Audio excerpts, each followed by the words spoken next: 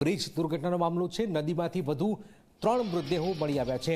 હજુ પણ રેસ્ક્યુ ચાલી રહ્યું છે। મૃત્યુઆંક વધીને 13 પર પહોંચ્યો છે। અલગ અલગ ટીમો રેસ્ક્યુ કામગીરીમાં જોડાયેલી છે। મહીસાગર નદીમાં ભરતી આવતા રેસ્ક્યુ કામગીરીમાં વિલંબ છે। એકાએક પાણીનો પ્રવાહ પણ વધ્યો છે।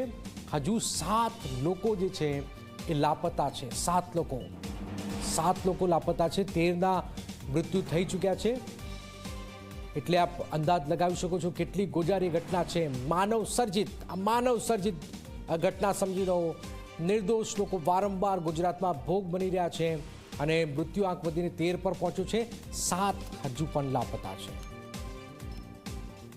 વડોદરા જિલ્લાના પાદરા તાલુકાના મુજપુર બ્રિજ પર બનેલી એક ગોજારી ઘટનાએ ક્યાંક ને ક્યાંક સમગ્ર રાજ્યભરમાં છે તે હાહાકાર મચાવ્યો હતો।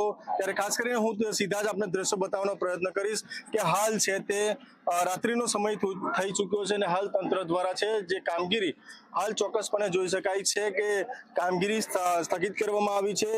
રેસ્ક્યુ બંધ કરવામાં આવ્યું છે। એટલે ચોક્કસ પ્રમાણે હાલ છે તે મહીસાગર નદીના જળસ્તરમાં વધારો થતાની સાથે જ હાલ છે તે તમામ પ્રકારે છે તે વહીવટી તંત્ર દ્વારા આવતીકાલ સવારથી છે તે કામગીરી શરૂ કરવામાં આવશે। એટલે ચોક્કસથી કહી શકાય કે અન્ય જે બીજા મૃતદેહો છે તે નદીમાં જે ગરકાવ છે એ તમામને આવતીકાલે છે તે મૃતદેહોને બહાર કાઢવાની કામગીરી કરવામાં આવશે। હાલ સુધી છે 13 જેટલા મૃતદેહો બહાર કાઢી લેવામાં આવ્યા છે અને પાદરાના સરકારી દવાખાના ખાતે ખસેડવામાં આવ્યા છે। ચોક્કસ પ્રમાણે હાલ છે તે ચોક્કસથી કહી શકાય કે હાલ તંત્ર દ્વારા જે કામગીરી છે તે સ્થગિત કરવામાં આવી હોય તે પ્રકારના હાલ સમાચાર સામે આવી રહ્યા છે। ચોક્કસથી હાલ તમામ પ્રકારે છે તે આવતીકાલ વહેલી સવારથી જ છે તે સમગ્ર બાબતને લઈને રેસ્ક્યુની કામગીરી હાથ ધરવામાં આવશે। અન્ય જે મૃતદેહો તેમજ અન્ય જે વાહનો છે તે જે નદીમાં ગરકાવ છે તમામને છે તે આવતીકાલે તેનું બહાર કાઢવાની કામગીરી છે તે હાથ ધરવામાં આવશે।